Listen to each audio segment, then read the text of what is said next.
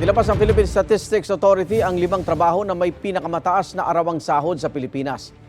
Batay sa resulta ng Labor Force Survey nitong October 2024, mga miyembro ng Armed Forces of the Philippines ang nakatatanggap ng pinakamataas na daily basic pay na 1,301 pesos kada araw. Sumusunod daw sa kanila ang professional na mayroong 1,168 pesos na arawang sahod. Ikatlo naman ang mga manager na may 1,109 pesos na daily basic pay. Sunod ang mga technician at associate professionals na may arawang sahod na 826 pesos.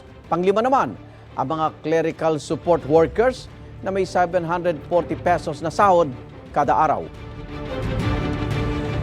Igan, mauna ka sa mga balita, mag-subscribe na sa GMA Integrated News sa YouTube para sa iba't ibang ulat sa ating bansa.